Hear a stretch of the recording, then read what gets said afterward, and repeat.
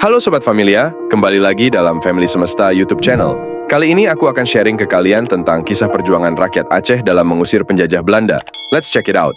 Semenjak abad ke-17, Aceh sudah menjadi primadona di mata Belanda karena merupakan wilayah perdagangan strategis yang ramai serta kaya akan hasil alam berupa rempah-rempah dan pertambangan. Akan tetapi hasrat Belanda untuk memiliki Aceh terhambat karena terikat perjanjian dengan Inggris. Kedua negara telah menandatangani sebuah kesepakatan pada tanggal 17 Maret 1824 yang bernama Traktat London, yang mengatur pembagian wilayah kekuasaan di antara mereka, di mana Aceh saat itu diklaim menjadi milik Inggris. Namun, perjanjian itu kemudian diperbaharui kedua belah pihak pada tanggal 2 November 1871, yang secara garis besar membebaskan Belanda memperluas wilayahnya ke daerah Sumatera, termasuk Aceh. Sejak saat itu, satu persatu kerajaan yang berdiri di Kepulauan Sumatera takluk pada Belanda, hingga tiba waktunya pemerintah Belanda pun menargetkan Aceh menjadi miliknya. Awalnya, Belanda berusaha berunding dengan penguasa Kesultanan Aceh saat itu, Sultan Mahmud Shah, namun segala usaha mereka sia-sia. Hingga akhirnya Belanda memutuskan menggunakan kekuatan militer untuk menguasai Aceh.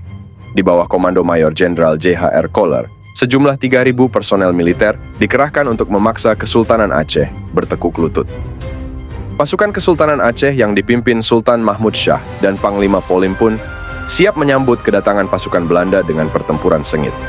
5 April 1873, pasukan Maijen Koller mendarat di pantai Cureumen dan mulai melakukan penyerangan ke arah ibu kota Banda Aceh. Masjid Baitur Rahman pun berhasil direbut Belanda, yang kemudian dijadikan markas oleh mereka. Alih-alih mundur, pasukan Kesultanan Aceh tak gentar merebut kembali Masjid Baitur Rahman dengan serangan penuh. Hingga akhirnya, Maijen Koller meregang nyawa dalam pertempuran di lokasi tersebut pada tanggal 14 April 1873. Meskipun kehilangan pimpinannya, pasukan Belanda masih berupaya menaklukkan Kesultanan Aceh hingga pecah titik pertempuran di mana-mana.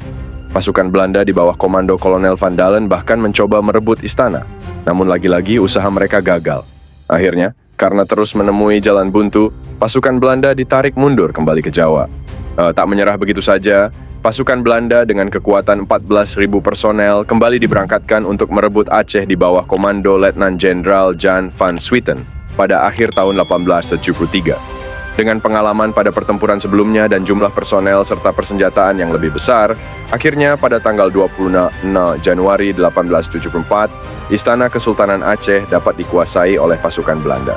5 hari kemudian, Letjen van Swieten dengan bangga mengumumkan bahwa Aceh telah menjadi wilayah kekuasaan Belanda. Namun sebelumnya, Sultan Mahmud Shah beserta pasukannya mundur ke arah bukit untuk menyiapkan pertempuran berikutnya. Naas saat itu Aceh sedang dilanda wabah kolera yang menyebabkan banyak prajurit Aceh dan Belanda meninggal karenanya, termasuk Sultan Mahmud Shah pun wafat karena penyakit itu. Akhirnya tampuk kepemimpinan Kesultanan Aceh kemudian dimandatkan kepada Sultan Muhammad Daud Shah. Belanda yang awalnya mengira bahwa Kesultanan Aceh telah lenyap, dikejutkan dengan berbagai perlawanan berdarah frontal yang berlangsung selama bertahun-tahun.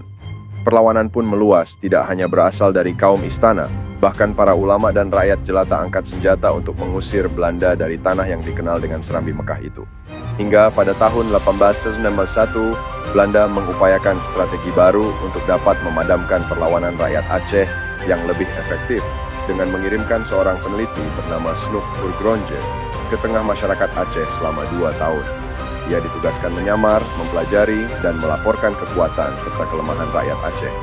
Atas laporannya, akhirnya Belanda menemukan cara yang dirasa ampuh untuk menumpas perlawanan rakyat Aceh.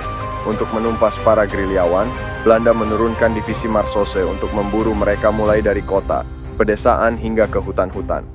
Dari berbagai pertempuran yang terjadi pada 11 Februari 1899, dalam serangan mendadak di Meulaboh, Teuku Umar, salah satu pimpinan gerilyawan gugur, namun istri beliau Kutnyak Dien melanjutkan perjuangannya. Sedangkan untuk menumbangkan kekuatan Kesultanan Aceh, Belanda menggunakan siasat licik, yaitu dengan menculik keluarga Sultan Aceh, sehingga memaksa Sultan Muhammad Daud Shah menyerah kepada Belanda pada tanggal 5 Januari 1902. Begitu juga Panglima Polim terpaksa bertekuk lutut pada Belanda di Lok Sumawe Desember 1903. Terakhir, Scott Nyakdien pun ditangkap Belanda lantaran adanya pengkhianatan dan kemudian diasingkan ke Sumedang pada tahun 1907. Meski Belanda berhasil menyingkirkan tokoh-tokoh penting di Aceh, masyarakat Aceh justru tak hentinya melakukan perlawanan pada Belanda hingga tahun 1942 saat Jepang menjadi penguasa baru. Perang Aceh adalah kisah heroik tentang perlawanan yang tak kenal lelah dan semangat juang yang menginspirasi. Melalui kisah ini, kita belajar tentang kekuatan rakyat yang bersatu melawan penjajahan, dan bahwa semangat perlawanan selalu hidup dalam hati yang teguh. Semoga kisah ini selalu diingat dan diwariskan dari generasi ke generasi. Terima kasih sobat sudah menonton video ini. Jangan lupa subscribe, like, dan komen agar channel ini dapat terus berkembang. Sampai jumpa lagi dalam video berikutnya. Bye.